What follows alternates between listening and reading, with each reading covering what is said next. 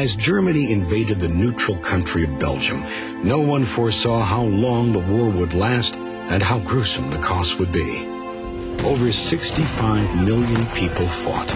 Over 20 million were wounded. Between 9 and 10 million died on the battlefield, and another 20 million lost their lives due to hunger and disease related to the war. The magnitude of the killing was unprecedented. In just the first 3 months of the war, nearly the entire original British Army was wiped out. Despite all the carnage, the battle lines remained almost stationary in France.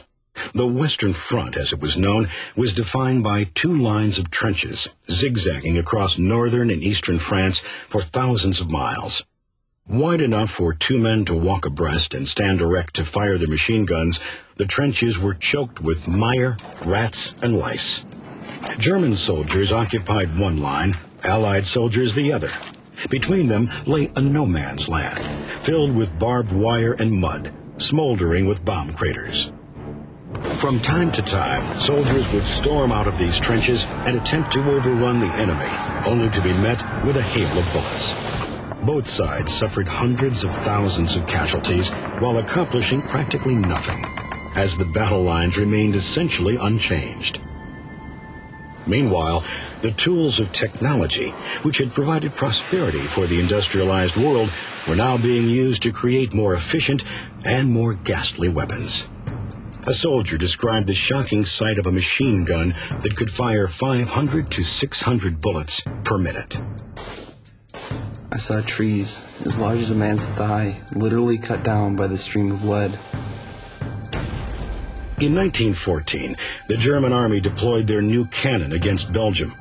Big Bertha, as it was called, could hurl an 1,800-pound shell 9 miles.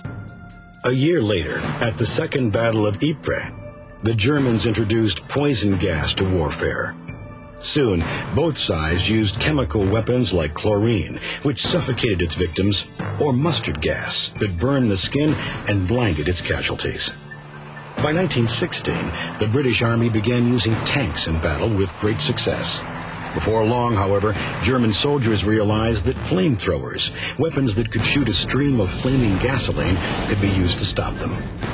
Balloons and then airplanes were converted into weapons of war. When Germany attacked the Belgian city of Liège in 1914, it was the first time civilians were killed by a warplane. Planes were fitted with machine guns and loaded with bombs, and soon began dueling in air-to-air combat. These dogfights became a common sight over the skies of Europe. Germany's leading fighter pilot, Manfred Richthofen, nicknamed the Red Baron by the British because of his brightly painted red Albatros airplane, shot down 80 Allied aircraft before being struck by a bullet from the trenches and crashing to his death. If I should come out of this war alive, I will have more luck than brains.